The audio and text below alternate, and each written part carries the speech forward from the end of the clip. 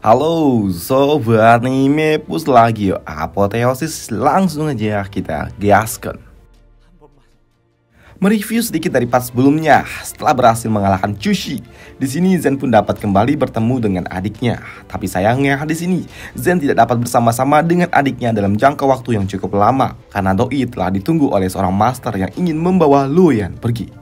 Namun merasa tidak puas hanya bertemu dengan adiknya sebentar di ruangan ini, Zen pun meminta izin kepada master itu untuk membawa Luoyan pergi keluar jalan-jalan sejenak. Ya, tidak masalah karena waktu hanyalah angka bagi diriku, ucap pria blond itu. Ya, kini Zen pun bersama adiknya berjalan-jalan di taman dekat istana milik Chushi. Di sini gadis mungil ini juga mengetahui kalau mereka harus kembali berpisah yang membuatnya bertanya, "Kenapa? Kenapa aku tidak dapat pergi bersama dirimu?" Ya, karena memang pria blond itu ingin membawamu pergi. "Tidak, aku tidak mau pergi, Kak. Aku sudah menunggu begitu lama dan sekarang aku hanya ingin bersama dirimu."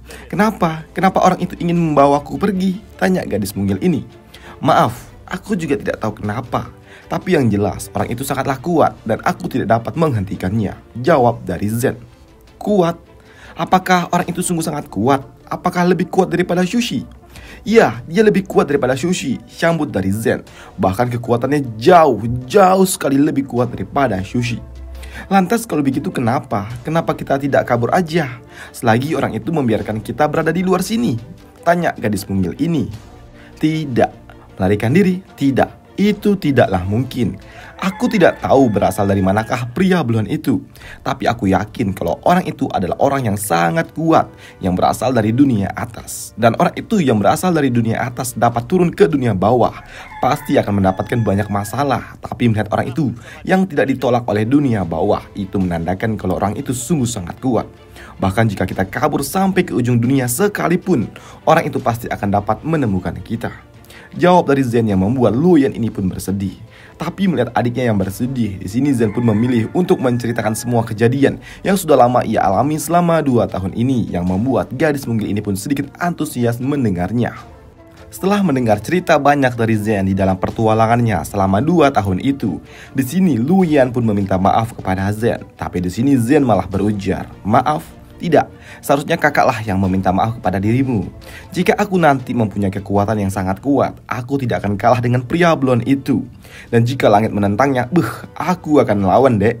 Semua ini akan kulakukan demi adek." Asik.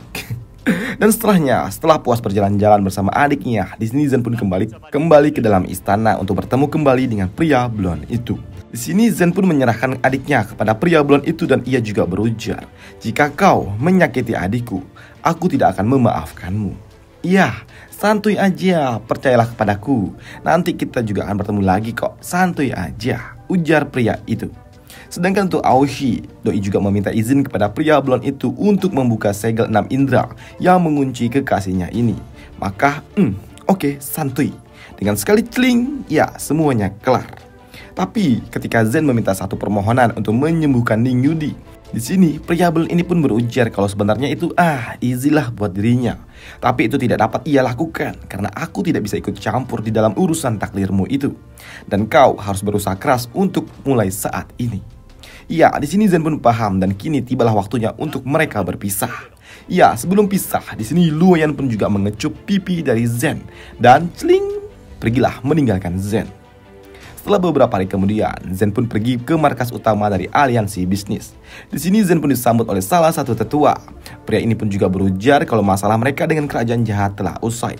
Tapi masalah lainnya pun masih ada, yaitu orang-orang dari kerajaan tetangga. "Iya, aku paham tetua Shi. Aku juga memiliki rencana untuk menghadapinya nanti. Tapi untuk saat ini, bisakah kau memberikan sayembara untuk kesembuhan dari Ning Yudi?" Mendengar itu membuat ketua ini pun sedikit heran dan bingung, karena ia berpikir bagaimana bisa Luo Zen mampu bertarung melawan para dewa dari 4 kerajaan besar itu. Patua ini juga yakin kalau Zen seharusnya juga belum memiliki solusi akan hal itu. Dan itu juga dapat dikonfirmasi dari raut wajah Zen yang terlihat sepertinya memang belum siap. Tapi ya karena tidak ada pilihan lain, tetua itu pun pada akhirnya mengadakan sayembara. Bagi siapapun yang dapat menyembuhkan raja dari istana awan, mereka akan mendapatkan hadiah 1000 batu kristal tingkat atas. Dan itu juga menarik perhatian banyak sekali orang-orang yang ada di sekitaran dataran tengah, termasuk seorang pengemis tua yang cukup misterius. Hingga setengah bulan kemudian, Zen pun yang masih belum mendapatkan kabar baik untuk Ning Yudi. Hingga doi pun dihampiri oleh salah satu tetua dari Istana Awan yang berujar kalau Istana Awan telah menunggu terlalu lama tanpa adanya seorang raja. Dan semua orang juga telah sepakat kalau kau akan menjadi raja baru dari Istana Awan, ujar dari Pak Tua itu. Tidak, aku tidak cocok untuk menjadi seorang raja, karena di pikiranku saat ini hanyalah untuk menyelamatkan Ning Yudi. Dan untuk masalah urusan Istana Awan, Anda, Tetua Fei, Anda lebih cocok untuk menjadi seorang raja. Tapi sebelum Pak Tu itu pun menyelesaikan bicaranya untuk membantah kata-kata dari Luo Zhen, tiba-tiba saja ada suara keributan di luar kamar. Dan begitu Zen bertanya tentang ada apa ini ribut-ribut, ternyata para penjaga sedang berusaha untuk menangkap seorang penyelundup yang masuk ke dalam istana ini. Dan ternyata orang itu adalah seorang pengemis yang berujar kalau ia datang hanya ingin memberikan benda suci turun-menurun milik keluarganya ini. Walaupun itu juga sempat dihentikan oleh para penjaga yang tidak percaya, tapi pengemis itu pun beralasan kalau ia mendengar kabar bahwa Raja Istana Awan sedang terluka karena terkena hukum kasual. Maka dari itu, aku yakin batu giok ini akan berguna untuk raja. Namun bagi Zen yang melihat batu giok itu, ia sedikit ternotis karena ia merasakan ada aura kehidupan dari energi batu giok itu. Dan begitu batu itu dibawa oleh Zen dan didekatkan ke arah Ning Yudi, ciling! Ada energi yang mengalir dan terserap oleh Ning Yudi itu, yang membuat awalnya wajah Ning Yudi yang begitu pucat menjadi sedikit cerah di wajahnya, yang membuat Zen pun begitu senang dan juga antusias. Dan ia juga kembali meminta semua batu yang dimiliki oleh orang itu. Bahkan di sini Zen pun juga berjanji akan memberikan kedudukan terhormat untuk pengemis itu jika ia mau memberikan semua batu giok yang ia miliki. Dan benar saja, kini Ning Yudi pun dikelilingi oleh batu giok-giok itu. Ya, di sini kondisi dari Ning Yudi telah sedikit membaik, tapi itu juga belum cukup. Sesuai dengan janjinya, di sini Zen pun juga mengizinkan pengemis itu untuk menjadi murid dari Istana Awan. Sebelum itu juga, Zen juga bertanya, dapat dari manakah giok-giok ini berasal? Ya, Tuan, 700 tahun lalu, leluhurku telah menyelamatkan seorang pria, dan orang itu juga sungguh sangat kuat yang berasal dari 4 kerajaan besar. Oh, mendengar itu membuat Zen pun juga sedikit ternotis. 4 kerajaan besar. Baiklah. Ya, di sini Zen pun juga paham tentang apa yang harus ia lakukan. Dan selepas itu, Zen pun kini pergi ke pertemuan yang akan dilakukan oleh aliansi bisnis. Ya, di sini salah satu tetua pun bertanya, apakah Zen telah menemukan seseorang yang dapat menyelamatkan Ning Yudi? Ya, bisa dikatakan udah, tapi bisa dikatakan ya belum juga. Karena memang orang itu membawa batu giok yang memiliki energi kehidupan, tapi sayangnya jumlahnya belum cukup. Dan yang terpenting, batu itu berasal dari kerajaan besar, yang membuat tetua ini pun bertanya, apakah Zen akan pergi ke tempat itu? Ya, aku akan pergi. Aku akan pergi setelah urusan dengan para kampret-kampret itu telah usai. Dan mendengar apa yang dikatakan oleh Zen, di sini Zen pun juga sempat diremehkan oleh para kroco-kroco yang hadir di dalam pertemuan itu. Dan inti dari pertemuan ini, apakah Zen telah menemukan cara untuk menyelesaikan masalah ini? Ya, sebenarnya ini simple. Aku memang tidak bisa melawan mereka semua yang ada di ranah Godses. Tapi karena mereka akan membawa pasukan, maka dari itu kita juga akan mengundang beberapa orang-orang kuat yang akan membantu kita. Dan mendengar Zen memiliki sekutu yang sangat kuat membuat keraguan muncul di hati mereka. Tapi di sini Zen pun juga berujar untuk santuy aja, aing tidak bercanda.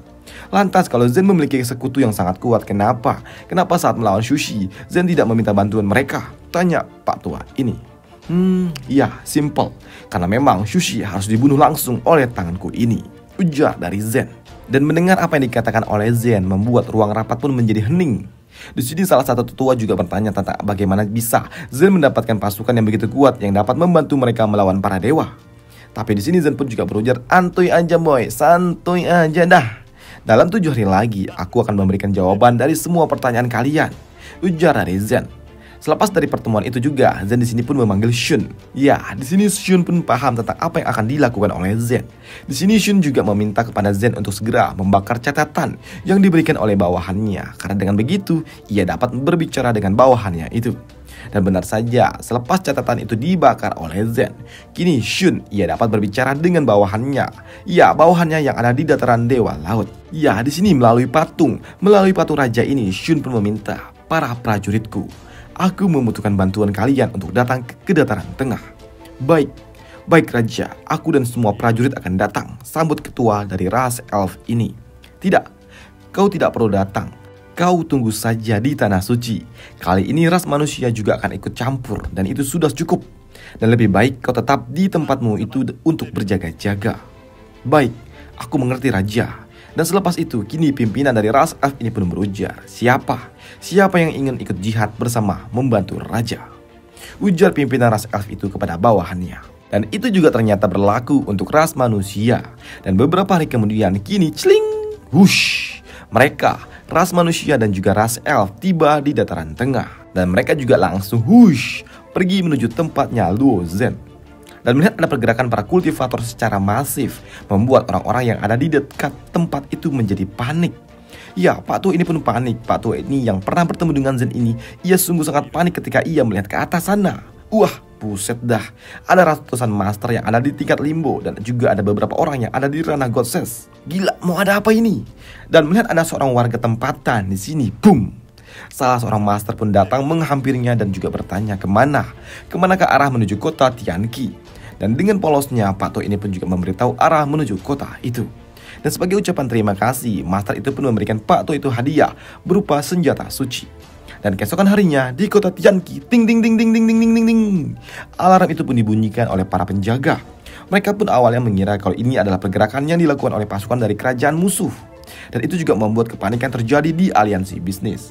Dan begitu para master itu datang dan bertanya di manakah Luo Zhen berada, membuat para tetua dari aliansi bisnis ini pun langsung kircep. Ya, tapi sebelum ia berpikir jauh, tiba-tiba saja Zhen pun nongol entah dari mana. Dan melihat mereka datang ke tempat ini, Zhen pun juga mengucapkan terima kasih. Tidak, kau telah membantu ras kami dan memberikan lingkungan yang cukup nyaman. Maka dari itu, hal seperti ini bukanlah masalah bagi kami, ujar master tua itu. Selain Zhen, sini wush, Sun pun juga muncul yang membuat seluruh ras elf pun berlutut. Dan itu juga ditambah membuat orang-orang ini dari aliansi bisnis pun tambah heran lah, apa ini? Tetua ini pun juga terlihat sangat bingung karena mereka semua berlutut melihat spirit pedang miliknya Zhen dan juga bertanya, Luo Zhen, apakah ini semua pasukan yang engkau katakan itu? Ya, Tetua Shi, kau tidak perlu khawatir, mereka semua adalah teman-temanku. Dan karena mereka semua adalah rekan-rekannya Zhen yang akan membantu melindungi Zhen dan juga serikat dagang serta dataran tengah tentunya. Di sini aliansi bisnis pun memberikan jamuan yang sungguh sangat luar biasa kepada mereka semua. Dan di sela-sela acara perjamuan itu, di sini master itu pun bertanya tentang apa yang terjadi. Sepertinya Zhen benar-benar terlibat dalam suatu masalah besar. Ya, aku memang memiliki suatu masalah, ujar dari Zhen. Dan setelah memeriksa Ning Yudi, master ini pun juga berujar kalau ia memang tidak sakit, tapi ia kehilangan energi kehidupan. Dan jika Zhen ingin menyelamatkan gadis ini, Zhen harus mencari sumber energi yang dapat menambah energi kehidupan yang dimiliki oleh gadis ini. Yang membuat Zhen pun juga bertanya, apakah ada sesuatu yang dapat membantunya di dataran Dewa Laut? Tidak, sayangnya itu tidak ada. Tapi jika nanti aku menemukannya di Gua Xuanming, aku akan memberitahumu. Ya, aku paham. Tapi kurasa itu juga tidak perlu, karena memang di tempat itu sungguh sangat berbahaya. Selain itu juga aku tidak dapat menunggu terlalu lama, ujar dari Zhen. Dan 10 hari kemudian, wush, kita sudah dekat. Di tempat sana adalah dataran tengah. Ayo cepat, ujar si kampret inkonsen ini. Xushi sebelumnya telah memberitahu lokasi di mana kota Tianqi itu berada. Tapi aku tidak tahu apakah bocah itu masih ada di tempat itu apakah tidak. Dan rahasia apakah yang dimiliki oleh anak itu hingga kau tertarik untuk memilikinya, ujar Pak Tua Coklat yang pergi bersama inkonsen itu. Ya, apakah kau ingin tahu rahasia dari anak itu? Hihihi, sambut inkonsen ini. Baiklah, aku akan memberitahumu. Rahasia bocah itu ada kaitannya dengan ras dari klan naga yang telah menghilang, tambah kampret kecil ini. Apa? Ada hubungannya dengan ras naga? Ini menarik, karena rahasia dari klan naga adalah rahasia dari 4 kerajaan utama. Dan klan naga itu adalah musuh utama dari 4 kerajaan utama. Bahkan klan naga itu juga dapat memanggil True Dragon. Bahkan yang mengerikannya, True Dragon itu juga dapat sekali dapat memusnahkan 3 kerajaan utama lainnya. Dan peninggalan dari ras naga yang telah punah itu sungguh memiliki warisan yang sangat luar biasa, yang selama ini dimanfaatkan oleh 4 kerajaan utama yang tersisa. Tapi ya, ngomong-ngomong, apa hubungannya dengan anak itu? Kau tidak bercanda, kan? Tanya pria besar ini. Hihihi, mana berani aku bermain-main dengan dirimu tentang masalah seperti ini. Nanti kau juga akan percaya setelah kita menangkap anak itu dan kau melihat sendiri dengan mata kepalamu itu. Hihihi, ujar si kampret kecil ini. Mendengar kalau Zen memiliki rahasia naga, seharusnya bukankah bocah itu tidak akan lemah? Dan apakah bocah itu tidak memiliki bantuan? Tanya pria besar ini. Kekuatan bocah itu memang cukup kuat, tapi ia hanya berada di ranah virtual Kalpa dan bisa mengalahkan Sushi yang ada di ranah Limbo. Tapi bagi kita, itu bukanlah suatu masalah. Ranah virtual dapat mengalahkan yang ada di ranah Limbo.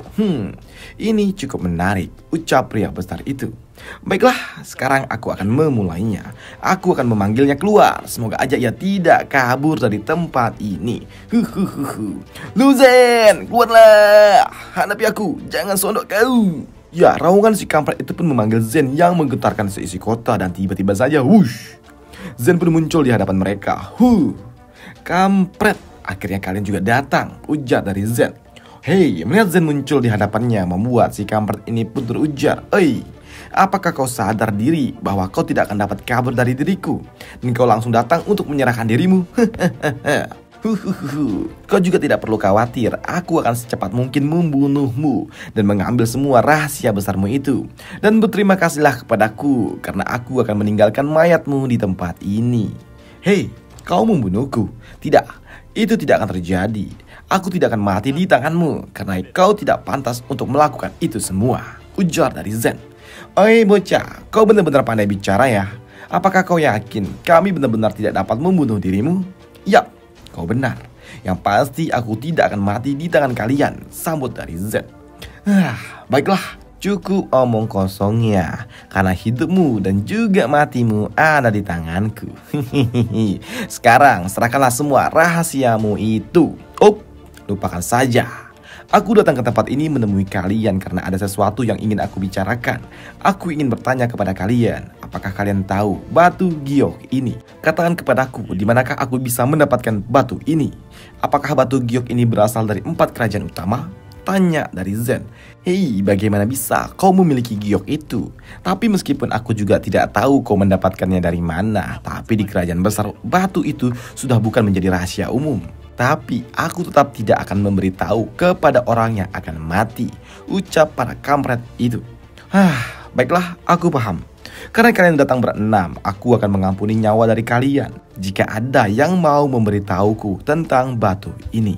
Hei, mendengar apa yang dikatakan oleh Zen sempat membuat mereka semua pun terdiam. Hingga si kampret ini yang mendengar itu ia kesal dan ia meminta agar Zen mengulangi kata-katanya itu. Ya, aku akan ulangi lagi. Siapa saja di antara kalian yang mau memberitahuku tentang giok ini, aku akan mengampuni nyawanya. Dan itu juga berlaku untuk 2 kampret lainnya yang ada di belakang sana, ujar dari Zen. Dan mendengar omong kosong Zen membuat si kampret kecil ini pun ingin segera menghabisi Zen. Dan rencana mereka adalah menangkap Zen dan langsung masuk ke dalam jiwanya. Sedangkan untuk Zen, karena tidak ada di antara para kampret yang berbicara tentang giok itu, maka dari ini, muncullah semua aliansi Zen yang membuat kini para kampret-kampret ini pun cukup heran. Apa iki cuk? Dan ternyata para kampret ini juga tidak dapat kabur dari tempat ini karena ternyata mereka telah dikurung di dalam suatu barrier akibat artefak yang dimiliki oleh ras elf. Dan itu juga membuat kedua kampret ini pun kebingungan. Dan untuk Zen, doi pun kembali berujar, untuk terakhir kalinya, aku akan bertanya, dari manakah giok ini berasal?